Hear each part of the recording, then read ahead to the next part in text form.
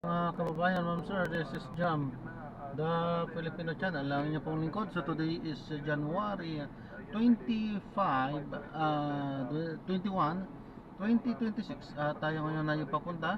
Dito yan sa may Nuno sa may Ayala Mall sa Manila Bay, Ayala Mall sa Manila Abueva Street.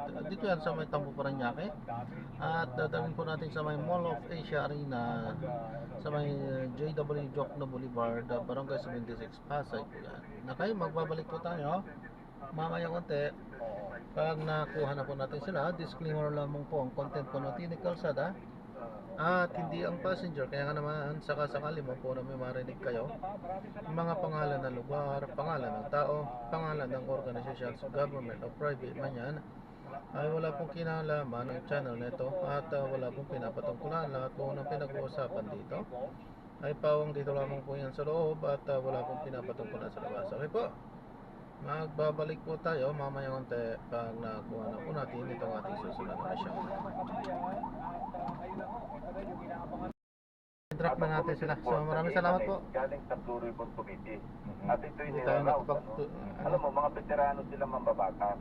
Alam nila dapat yung rules of the Senate or kung hindi man nagkakalayo sa rules ng House, kasi silang galing sa House, na pwede lang i-report out yung isang committee report kapag ito'y may signatures ng at least majority ng mga miyembro. Ng Blue Ribbon. 17 kayo. members dapat 17. nakapirma. Oo. Anim lang yung pumirma sa kanila at saka siyam lang yung binibilang nila.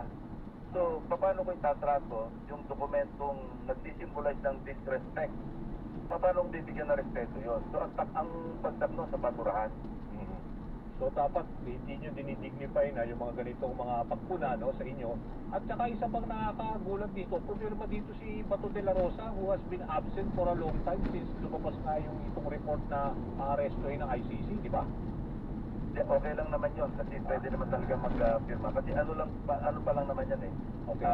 Maging sa committee report na inilalabas namin, maski wala sa Senate yung halimbawa nasa labas, pwede magpadala ng e-signature. Walang problema doon. Hindi lang siya pwedeng bumoto sa plenary kapag nagtatalakay na kami. Kasi ganito ang procedure eh.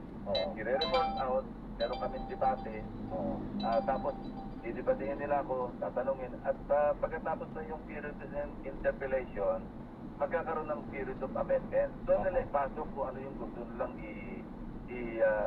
ipasok sa committee report na aming i-adapt sa floor. Hindi yung gagawa sila, uunahan pa nila yung minority report. Di ba disrespect yun, pambabastos yun, Dali? So for now, dahil sabi nyo, isisingit nyo pa rin siguro yung next hearing dahil mag-session na kayo sa Monday, how many meetings pa before, let's say, magpe-prepare na kayo ng committee report on this? Meron kaming hinahanda baka sa pagpasok namin next week. Iraround ko na yung partial committee report. Okay. Partial, yung mga nasasaklaw na mga naunang pagdinig. At Okay. pagkatapos doon, saka po gagawa ng yung talagang final, yung committee report mismo. Okay. So marami na kasi natalakay at marami nang sinabi ko nga sa aking opening statement. Napakarami ng accomplishment, huwag nila malaitin. Kasi Okay. bakit ba may mga nasatakdal ngayon? Yun ang basis di ba? Yung Blue Sabi Ribbon. natin largely because of the Ribbon yung hearing. output, yung mga nakuhang ebidensya ng mga ginawang pagdinig. Hindi naman may tatanggi yun eh. Kaya lang, may mga tao talaga nagmamaliit for some reason, only known to them. Minamaliit nila yung, nandiyan din naman sila, member sila eh. Ngayon, Kaya nga. pinupuno nga yung bakit ganito, bakit ganon. Member sila, ba't hindi sila mag-attend? At sila Yun yung na nga, maglabas isa ng pa. mga sinasabi nilang Tama. mga ebidensya. Hindi ba? Member din ba si sila Senator magsasalita. Aimee? Member din sa inyo, Oo. parang the 17? Senator Aimee? Member din siya eh. Pero siya Hindi yung naman siya nag-attend, lagi nagko-comment na hindi pa rin, kulang pa rin, yung mga ganon. Kaya marami pumupuna din. Kaya na, mayroon na patulan yung mga ganyang komentaryo eh. Yung Oo. ganyang comment na nanggagaling mismo sa isang miyembro na dapat umatin. Kaya nga, kung maglalabas kayo ng partial report, will that be requiring na rin yung